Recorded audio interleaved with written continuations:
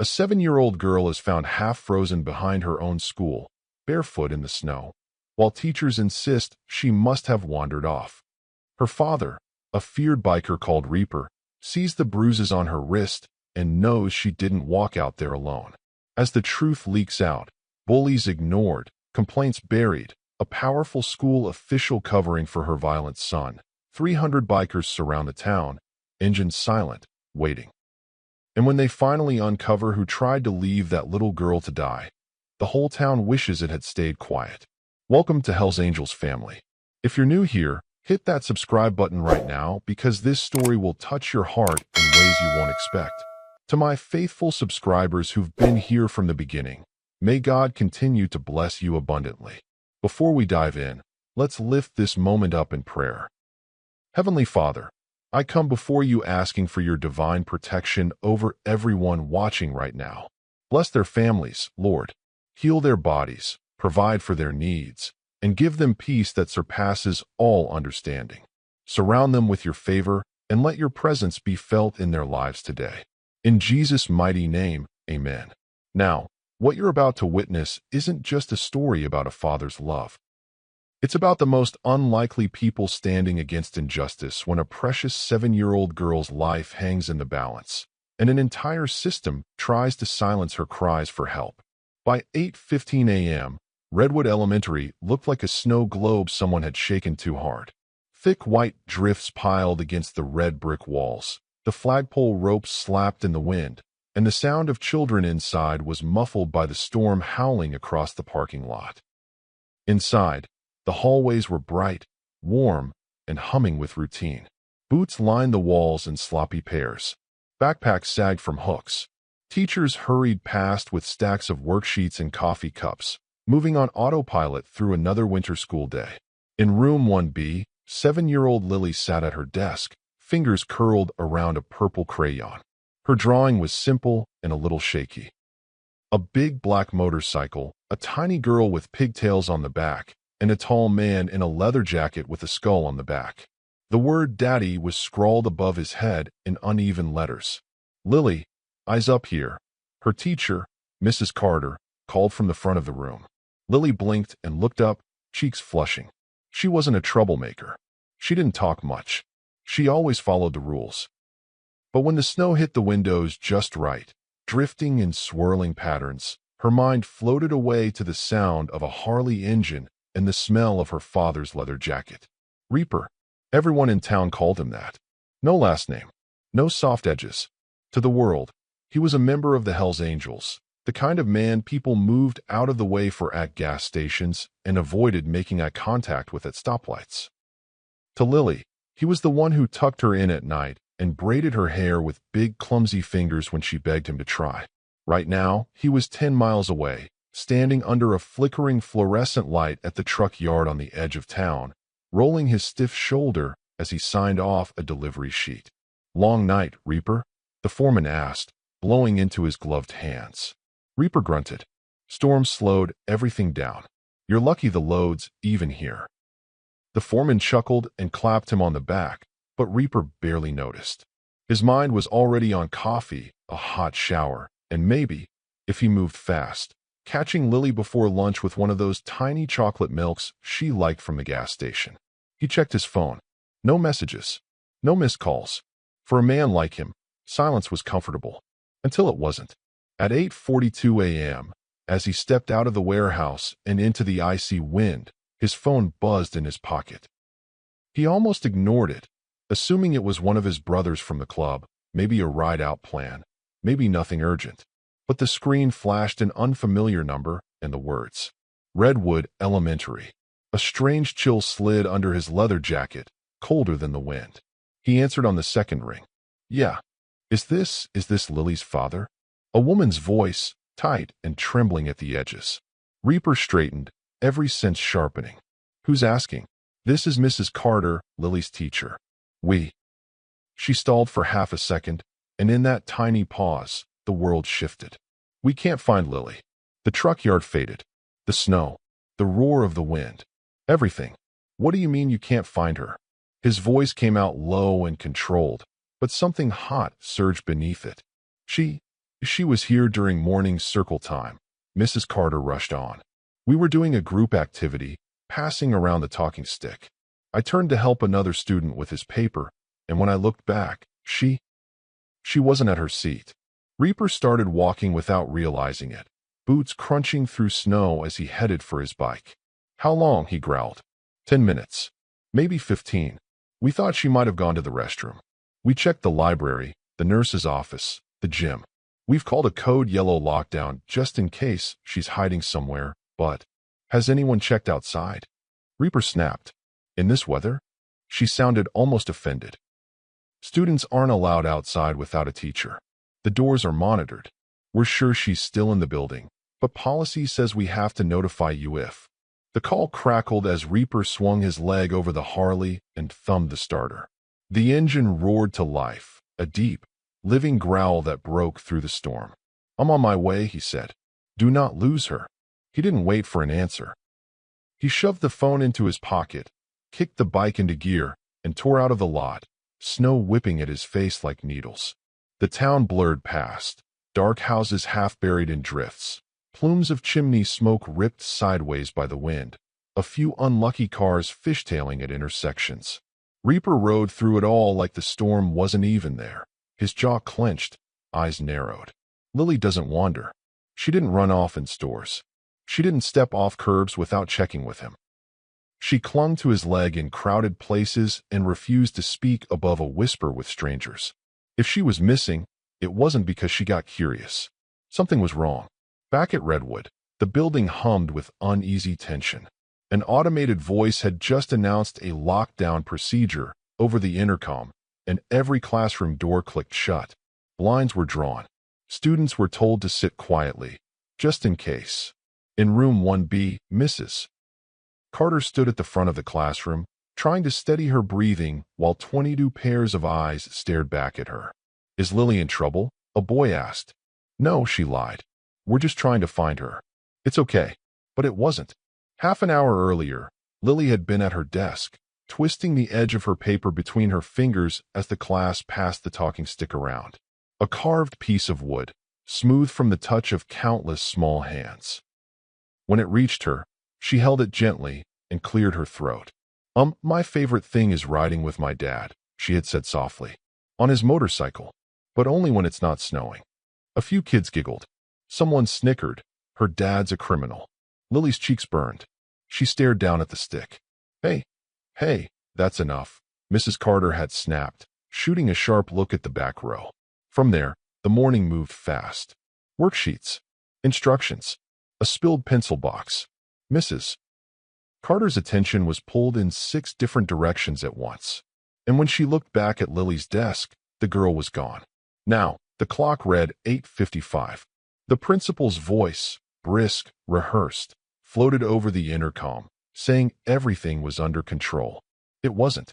A janitor hurried down the hall toward the back of the gym, keys jingling. The nurse checked under cots. The librarian peered behind bookcases. The counselor, Mrs. Turner, combed the bathrooms with the school secretary. No Lily. Outside, pushed hard by the wind, Reaper took a turn so sharp the back tire skidded. He corrected without thinking, muscle memory taking over where calm logic failed. His mind replayed the teacher's words on a loop. We can't find Lily. When he finally turned into the school lot, the sight that greeted him made his stomach twist. Squad car. Lights off, but there. Parked crooked near the front doors. Reaper's bike growled to a stop beside it.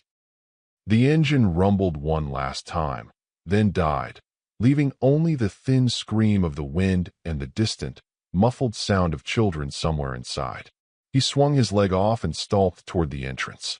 Parents arriving late slowed when they saw him, broad shoulders under a worn leather kilt, patches stitched across the back, a skull and wings glaring in white and red. Some recognized him. Others just felt that instinctual ripple of unease. The front doors whooshed open on a blast of warm air and fluorescent light. The secretary behind the glass window flinched as he stepped into the office. Can I help you? She asked, voice climbing a notch higher than normal. Lily's dad. He didn't bother softening his tone. You called me. Where is she? The principal, Mr. Harris, appeared from a side office as if he'd been waiting for that moment. He smoothed his tie, forcing a tight, polite smile that didn't touch his eyes. "Sir, we're handling it," Harris said. "We've initiated our safety protocols. The police are assisting. We're sure Lily is still in the building. Children sometimes like to hide when they're overwhelmed." Reaper stepped closer, and in an instant, the principal's practiced calm cracked. "What did you do with my kid?" Reaper asked, each word measured, quiet, and far more dangerous than a shout. A uniformed officer moved closer, hand hovering near his belt, eyes wary. "Let's keep things civil, sir. We're doing everything we can. Doing everything you can would have meant not losing her in the first place," Reaper snapped. Before anyone could answer, a radio on the officer's shoulder crackled to life. "Found something. Back of the gym. Need assistance." Every muscle in Reaper's body tensed. The officer pressed the button. "Say again." Static, then a shaky voice. We found her. It's Lily. Behind the gym, near the dumpsters. You're going to want to get out here now." Reaper didn't wait for permission. He was out the door before the officer finished moving, boots pounding down the hallway, then slamming against the metal crash bar of the back exit.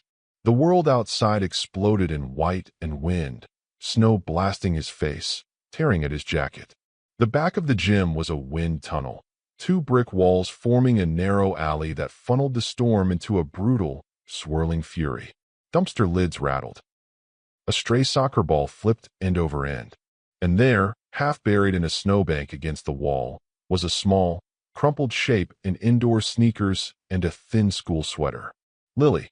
For one impossible moment, everything slowed. The snowflakes seemed to hang in the air, suspended like tiny shards of glass. The only sound was the roaring in Reaper's ears. He crashed through the drift, dropping to his knees beside her. Her lips were pale. Her eyelashes were dusted with ice. Her little hands were curled into fists against her chest, fingers bluish at the tips. "Lily." His voice broke on her name. Her eyelids fluttered. A faint shiver rippled through her body. Her lips moved, but no sound came out. A staff member, maybe the janitor, face red from the cold, hovered a few feet away, hands uselessly open. We just found her. I swear, the door should have been locked. I check it every." "Call the ambulance," someone shouted from behind them. "I already did." 2 minutes out. Reaper barely heard them. He pulled Lily gently into his arms, tucking her frozen face against his chest, wrapping her in his battered leather jacket like it could somehow turn back time. Her sweater was soaked and stiff with half-melted snow. No coat. No hat. No gloves. "Who brought you out here?" he whispered, his breath warming her hairline. "Who did this?" Her lips trembled. A single word scraped out on a broken whisper. He. Reaper bent closer. "Who, baby?" Her lashes fluttered again, trying to stay open, trying to focus on him. "Promised no one would believe me," she breathed.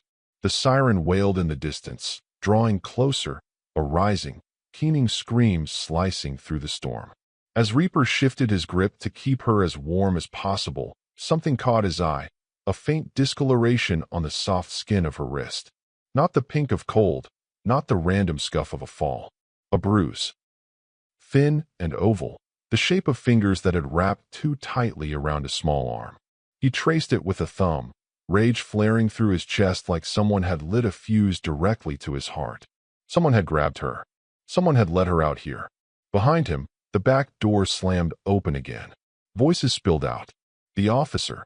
A couple of teachers. The principal, face white now, tie askew. "We have no idea how she got out," Harris started. Reaper lifted his head, eyes burning.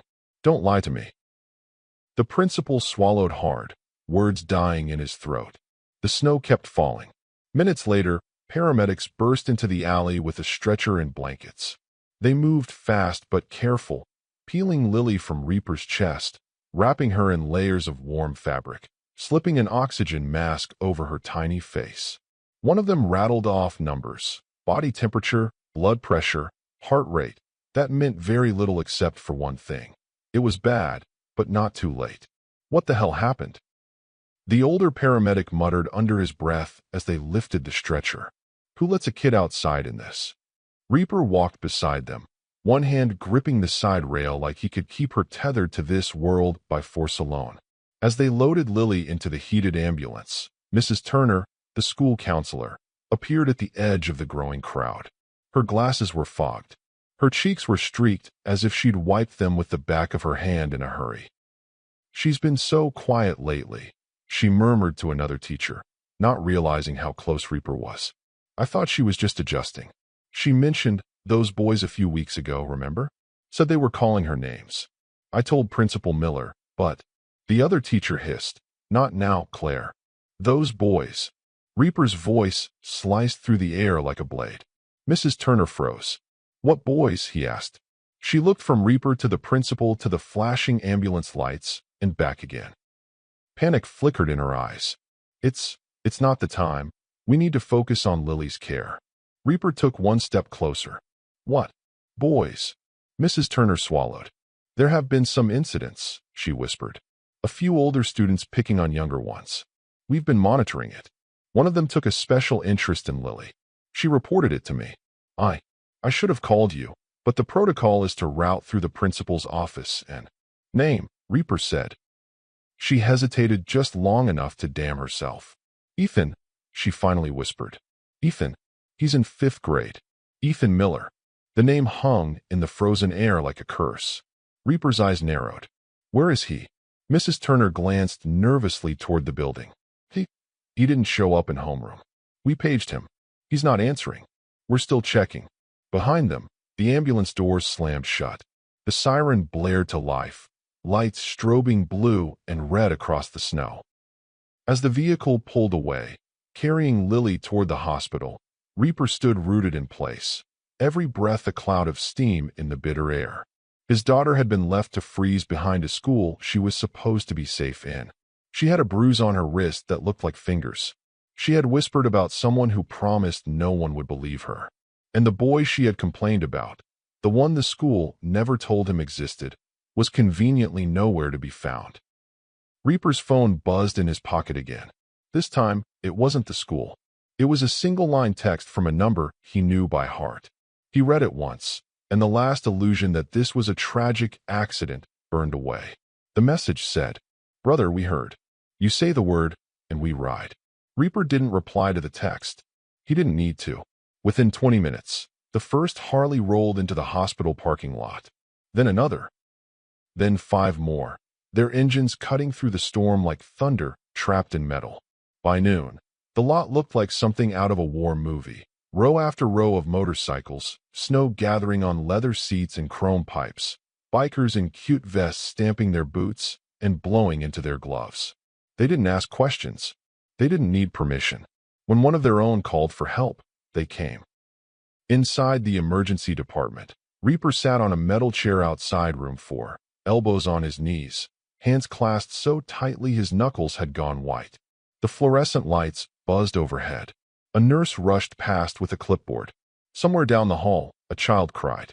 Behind the door, doctors were working on Lily. Hypothermia, they'd said. Moderate to severe. Her core temperature had dropped to dangerous levels. They were using warming blankets, heated 4 fluids, monitoring her heart. The words blurred together in Reaper's mind, replaced by a single looping image. Lily curled in the snow, lips pale, fingers blue. He should have been there. He should have known. The door opened with a soft hiss, and a young doctor stepped out, pulling off latex gloves. Her face was calm, but serious. "She's stable," the doctor said. "We've got her temperature climbing. She's conscious now, but disoriented and very tired. No frostbite, thankfully. You got to her in time." Reaper exhaled hard, the breath he'd been holding since the ambulance pulled away finally releasing. "Can I see her?" The doctor nodded. 5 minutes. Don't overwhelm her. She needs rest." He stood and stepped into the room. Lily looked impossibly small in the hospital bed, buried under heated blankets, and 4 taped to the back of her hand. Her hair was still damp, plastered against her forehead. Her eyes fluttered open when she heard his boots on the tile. "Daddy," she whispered. Reaper crossed the room in 2 strides and crouched beside the bed, taking her tiny hand in his. "I'm right here, baby. You're safe now." Her lip trembled. I'm sorry. Sorry. His voice cracked. You didn't do anything wrong. He said I was lying. Lily murmured, eyes glassy with exhaustion. He said no one would believe me if I told. Reaper's jaw tightened. Who said that? Lily's fingers curled weakly around his. Ethan. He grabbed my arm during recess last week. Took my snack. I told Mrs. Turner. She said she'd handle it. But then, this morning, her voice broke. He told me to come with him. Said the teacher wanted to see me in the hall. But he didn't take me to the hall. He took me to the back door. Reaper felt something dark and cold settle in his chest. He locked it behind me, Lily whispered. I knocked. I yelled. But no one came. Subscribe now. You'll want to see what happens next. Reaper didn't speak. He couldn't. His hand trembled as he brushed a strand of hair from her face.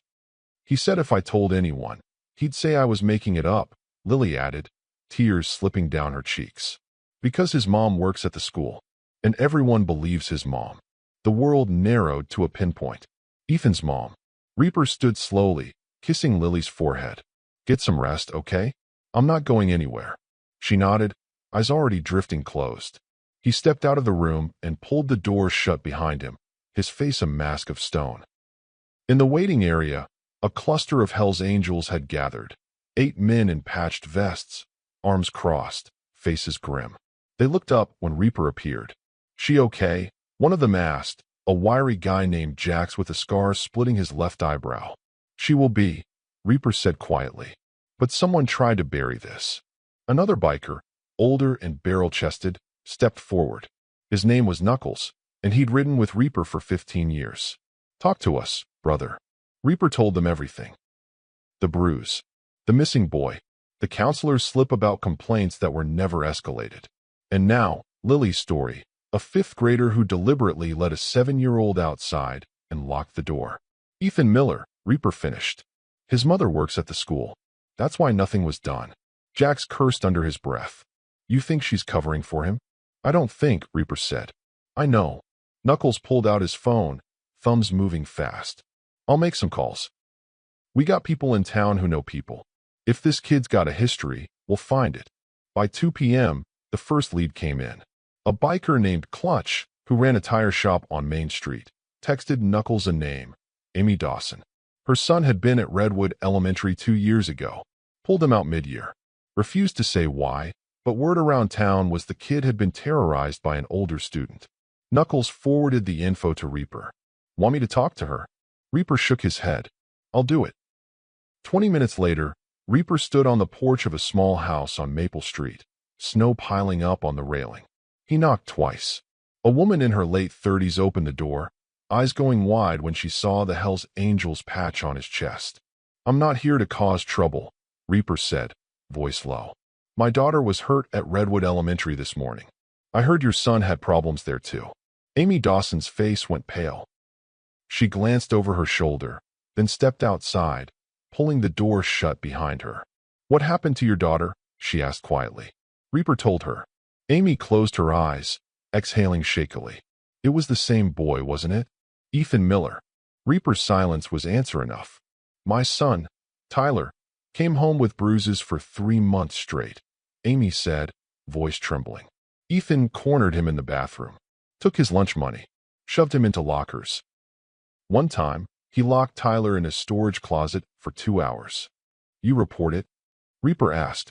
Every time, Amy said bitterly. I went to the teachers, the counselor, the principal. They'd nod and say they'd look into it. But nothing ever changed. Finally, I confronted the principal directly, Mr. Harris. You know what he told me? Reaper waited. He said Ethan came from a complicated home situation and that the school was working with him. Then he suggested maybe Tyler was being too sensitive. Maybe he misunderstood Ethan's behavior. Her hands balled into fists. I pulled Tyler out the next week. Homeschooled him for a year. He still has nightmares.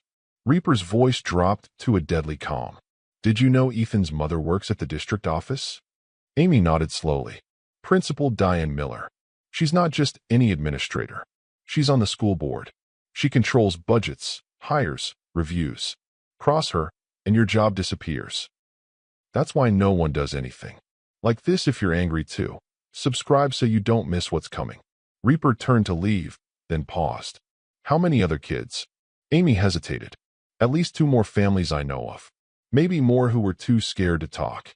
Back at the hospital, Reaper relayed everything to Knuckles and Jax. So we're looking at a pattern, Jax said. A kid who terrorizes younger students, and a mother who uses her position to bury complaints. Knuckles cracked his knuckles. And today, it escalated to attempted murder. We need proof, Reaper said. Names, dates, witnesses. I'll handle it, Knuckles said. We've got brothers all over this county. If there are more families, we'll find them. By 6 p.m., 3 more parents had come forward. All had pulled their kids from Redwood. All had filed complaints that went nowhere. All pointed to the same name, Ethan Miller. And all had been silenced by the same woman. Principal Diane Miller. Meanwhile, back at the school, security footage was being reviewed by the district's IT department. But Jax had a friend, a biker who worked IT for the county, and he'd already pulled a copy before the official request came through. At 7 p.m., Jax texted Reaper a video file. Reaper opened it on his phone. The timestamp read 8:20 a.m. The camera showed a side hallway near the gym. For 30 seconds, nothing. Then, a small figure appeared. Lily, walking hesitantly, glancing back over her shoulder. Behind her, a taller boy with a smug grin and hands shoved in his pockets. Ethan. He pointed toward a door. Lily shook her head. Ethan grabbed her wrist, the same wrist with the bruise, and pulled her forward. She stumbled. He shoved the door open, pushed her through, and slammed it shut. Then he walked away, hands back in his pockets, like nothing had happened. Reaper watched it 3 times, each viewing burning the image deeper into his mind.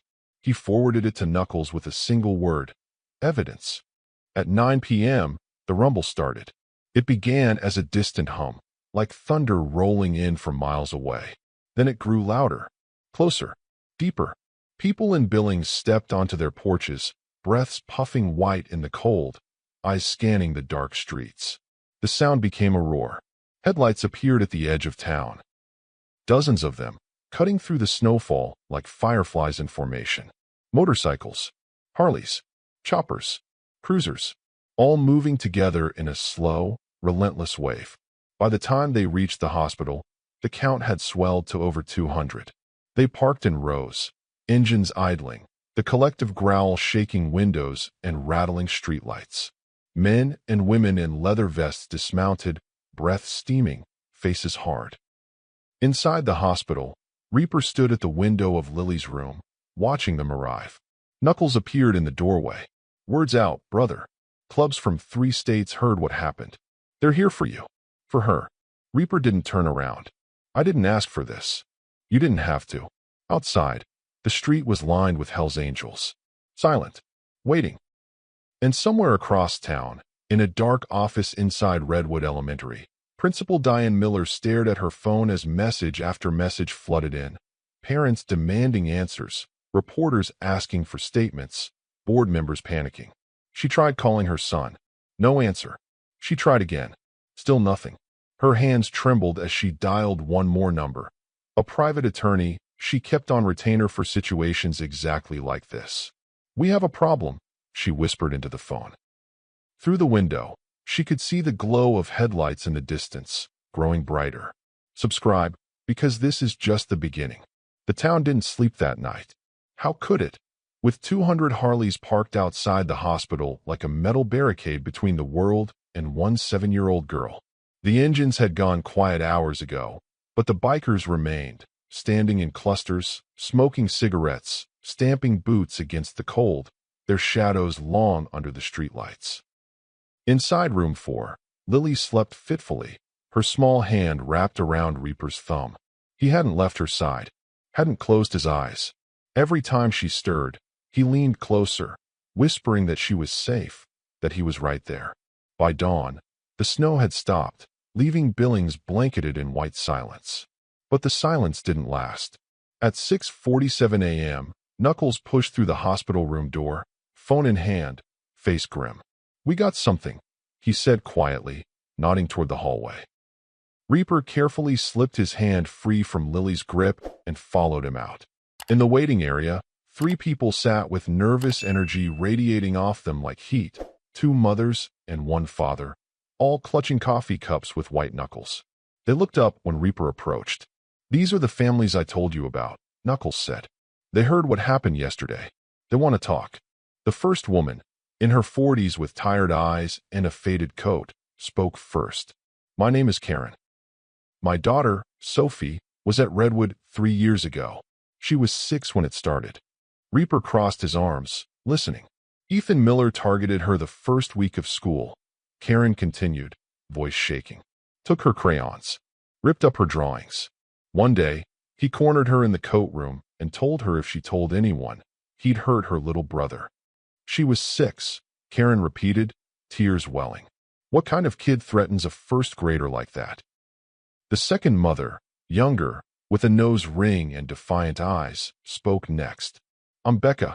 My son, Marcus, had his arm broken by Ethan 2 years ago. Accident on the playground," the school said. "But Marcus told me the truth. Ethan shoved him off the jungle gym because Marcus wouldn't give him his snack. I filed a police report," Becca added bitterly. "Nothing came of it. The officer said there were no witnesses. The school backed Ethan's story. Case closed." The father, a stocky man in a flannel shirt, cleared his throat. "I'm Pete. My twin boys were in Ethan's class last year. He stole from their backpacks daily. Lunch money, toys, anything he wanted. When my boys finally fought back, guess who got suspended? Not Ethan. My kids." Reaper's jaw tightened. "And the school. Principal Miller called us in for a meeting," Pete said.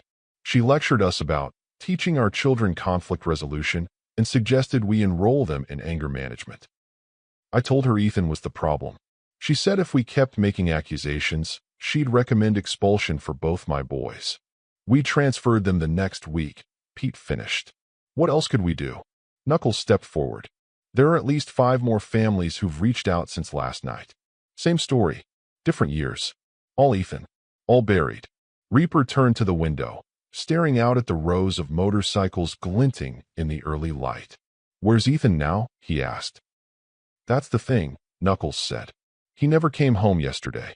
His mother reported him missing to the police at 11 p.m. Reaper's head snapped around. "She waited 14 hours to report her own son missing?" "Exactly," Knuckles said. "And get this, her car's gone too.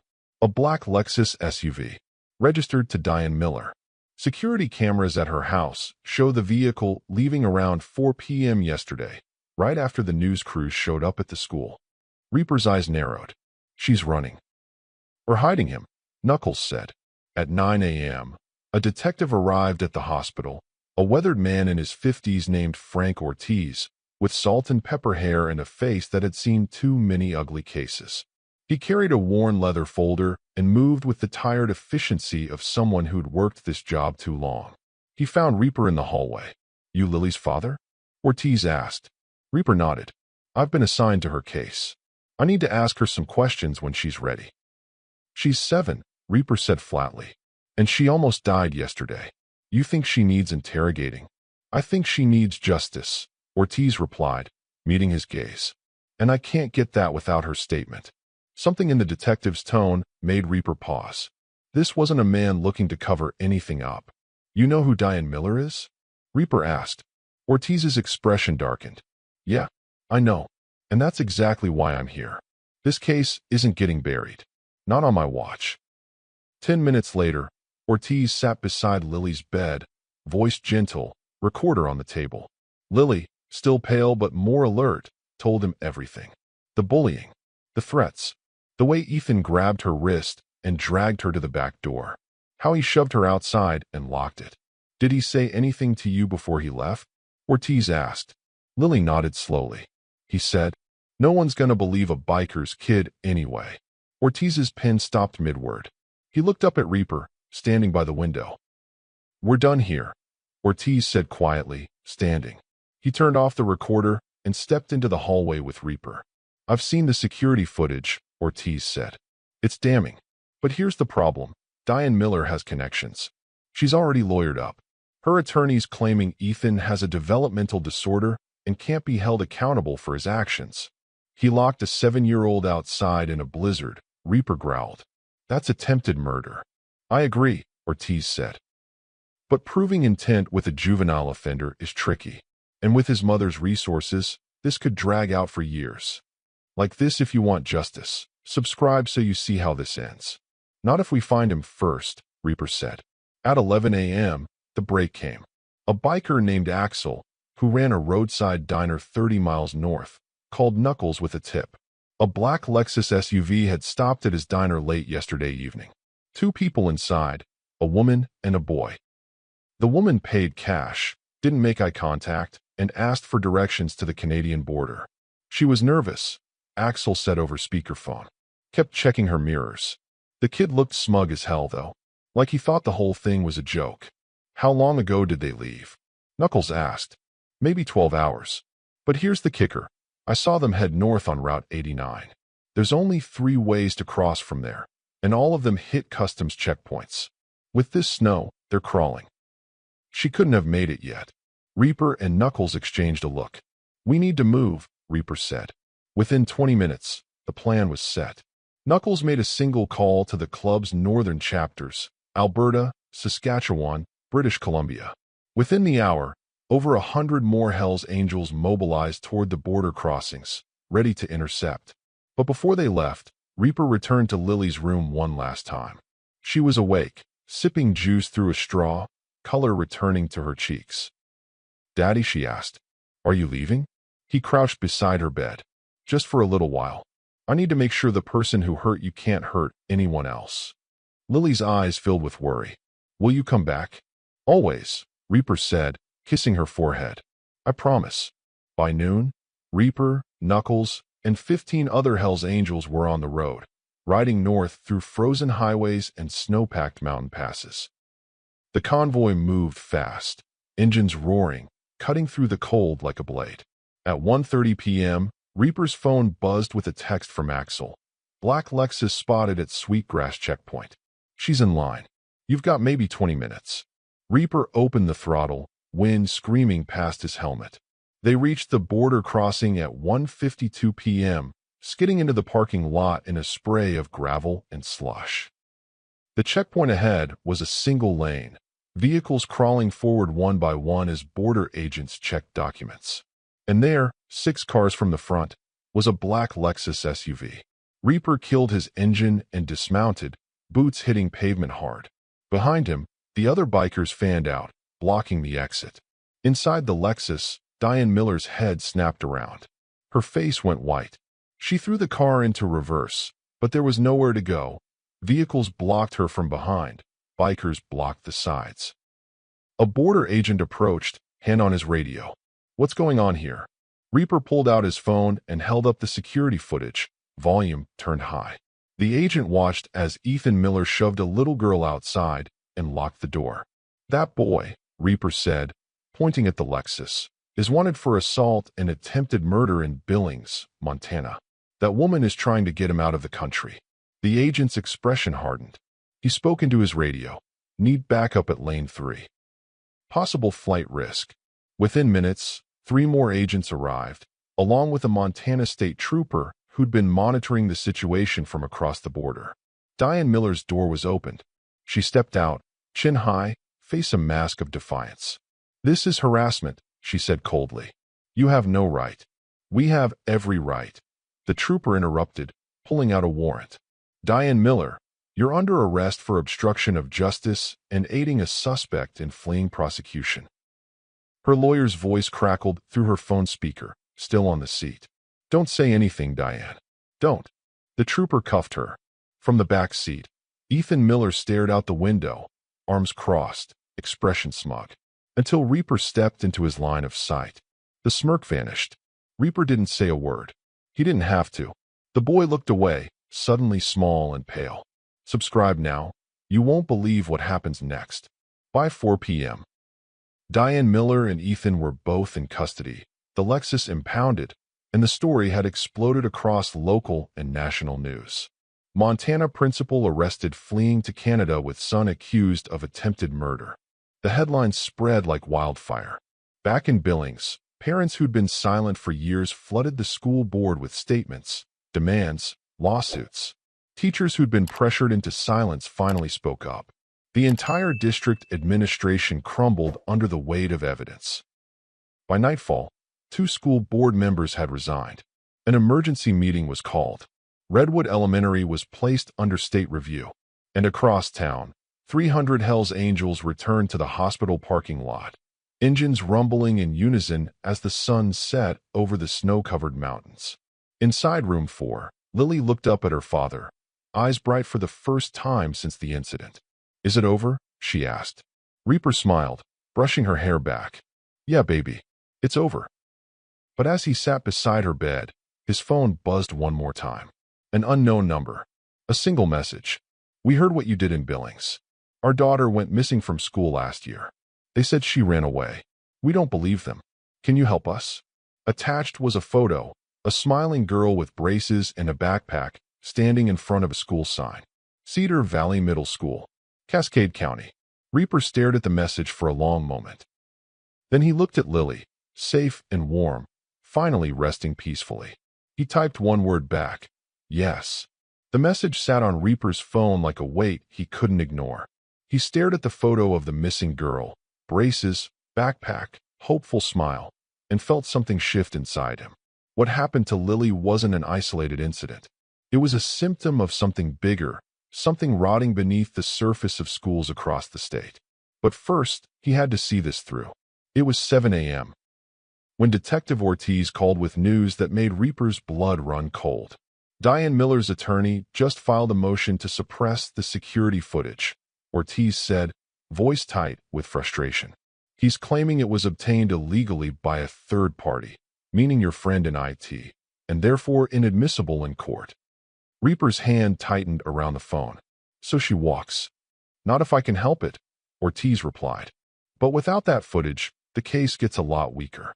It becomes her word and Ethan's against Lily's.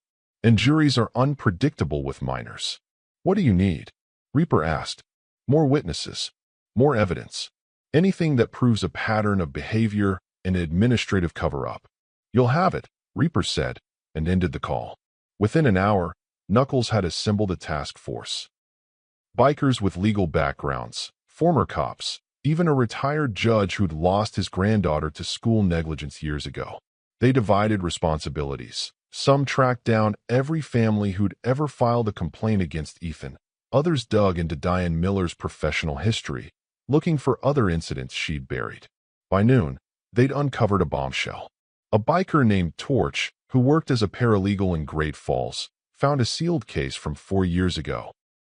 A family had sued Redwood Elementary after their daughter suffered a severe concussion on school property. The aggressor? An 8-year-old Ethan Miller, who'd pushed the girl down a flight of stairs during an argument over a toy. The case never went to trial. It was settled out of court for an undisclosed sum, with a non-disclosure agreement signed by both parties. "Guess who brokered the settlement?"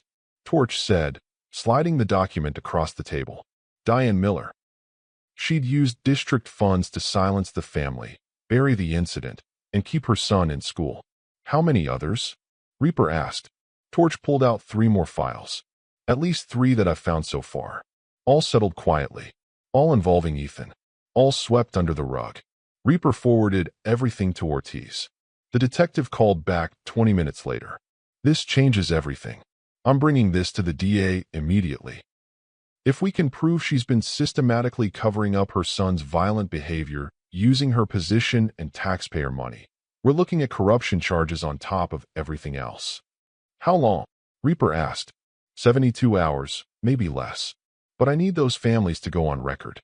Can you get them to talk?" "Yeah," Reaper said. "I can." That afternoon, Reaper and Knuckles visited each family personally. Some were afraid. Some were angry. All of them had been silenced for too long. But when they saw the Hells Angels standing on their porches, not as threats, but as allies who'd already taken down the woman who'd terrorized their children, they opened their doors. One by one, they agreed to testify. By evening, Ortiz had 7 signed statements for settlement agreements and enough evidence to bury Diane Miller's defense. But the story didn't end there. At 6 p.m., as the sun dipped below the mountains and the temperature dropped, something extraordinary happened in Billings.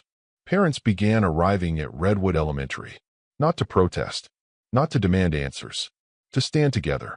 They lined the sidewalk in front of the school, mothers holding signs, fathers with arms crossed, children bundled in winter coats clutching handmade posters that read, "Protect our kids," and "No more silence."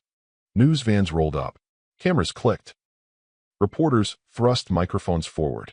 And then, the Hells Angels arrived. Not 200 this time. 300. They came from Montana, Wyoming, Idaho, Alberta, and Saskatchewan. They parked their motorcycles in perfect rows along the street, engines idling in unison, the collective rumble shaking the frozen ground. Then, one by one, they shut off their engines. Silence fell. 300 bikers dismounted and walked to the front of the school, forming a line between the parents and the building. They didn't speak. They didn't chant. They simply stood, arms at their sides, a living wall of solidarity. The message was clear. This stops here. This stops now. Like this, if you believe in protecting children, subscribe for the ending. Inside the school, an emergency board meeting was underway. Principal Harris sat at the head of the table, flanked by district administrators and attorneys, all of them pale and sweating under the fluorescent lights. Through the window, they could see the bikers, the parents, the cameras. "We need to issue a statement," one attorney said nervously. "Distance the district from Diane Miller. Frame this as an isolated incident." Isolated. A board member slammed her hand on the table. "There are 7 families with evidence of systematic abuse and cover-up. The media has everything. We're done pretending. What do you suggest?" Harris asked weakly. "Resign," she said coldly. "All of us. Effective immediately. Let the state take over. It's the only way to salvage any credibility." The room erupted in arguments, but the outcome was inevitable. By 8 p.m., the school board released a statement. Effective immediately, the Redwood Elementary Administration and Board of Directors have tendered their resignations. The Montana Department of Education will assume oversight pending a full investigation into allegations of misconduct and negligence. We apologize to the families and students we failed to protect. The crowd outside erupted in cheers. News anchors scrambled to report the breaking story. And Reaper, standing at the back of the crowd with Knuckles, allowed himself a small, grim smile. But the night wasn't over. At 9:30 p.m., Reaper returned to the hospital to check on Lily. She was sitting up in bed, coloring a picture of a motorcycle, her cheeks finally pink with health. "Daddy," she called, holding up the drawing. "Look, it's us." Reaper took the picture, heart swelling. "It's perfect, baby." A nurse knocked gently on the doorframe. "She's cleared for discharge tomorrow morning. Full recovery." Reaper exhaled deeply, relief flooding through him. As he sat beside Lily's bed, watching her color, his phone buzzed with a message from Ortiz. "DA just filed formal charges. Diane Miller, obstruction, corruption, child endangerment. Ethan Miller, assault, attempted murder, juvenile court. Both denied bail. Trial set for March. We got them." Reaper typed back, "Thank you." But even as justice moved forward, he couldn't shake the photo of the missing girl from Cedar Valley. The next morning, Lily was released from the hospital to a crowd of supporters, parents, teachers who'd spoken out, and a dozen Hells Angels who'd stayed behind to escort them home.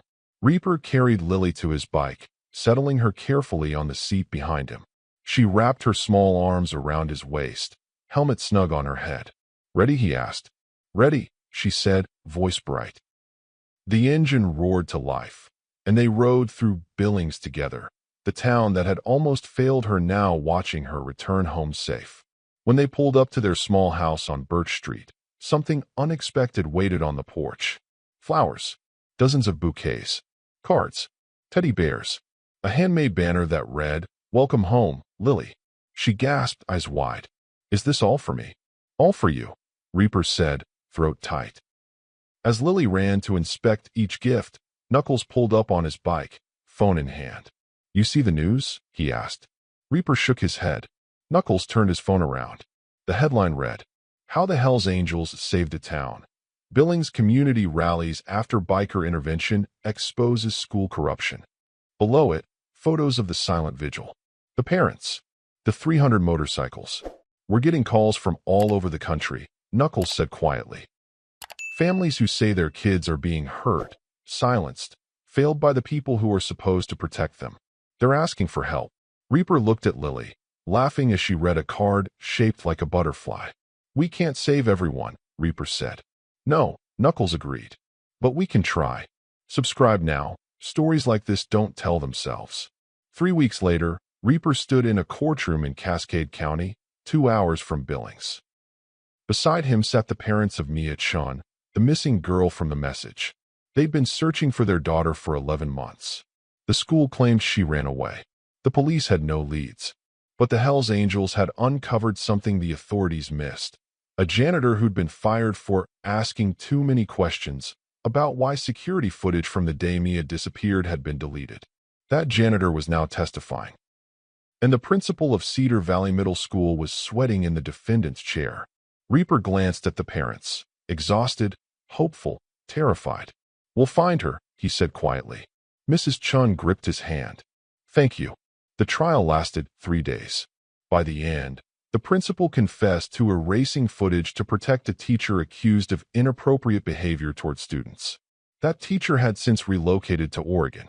Within a week, authorities tracked him down. And in his basement, they found evidence of Mia. She was alive. When Mia was reunited with her parents, Reaper stood in the background, watching as the family collapsed into each other's arms, sobbing. Knuckles clapped him on the shoulder. You did good, brother. Reaper shook his head. We did good. Back in Billings, life slowly returned to normal, or something close to it. Lily returned to school, now under new administration that prioritized transparency and student safety. She made friends, smiled more, and slowly let go of the fear that had haunted her. Reaper went back to work at the truck yard, but his phone never stopped buzzing. More messages, more families, more stories of children falling through the cracks while the system looked away. And every time, Reaper replied the same way. Yes.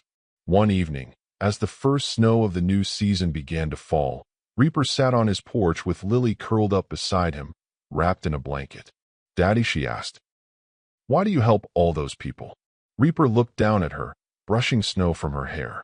Because someone helped us, he said. And because no kid should ever feel like no one's listening. Lily thought about that for a moment, then nodded. That's good. They sat in comfortable silence, watching the snow fall, the sound of distant motorcycles rumbling through the night. Somewhere out there, another family was reaching out. Another child needed a voice, and the Hells Angels would answer.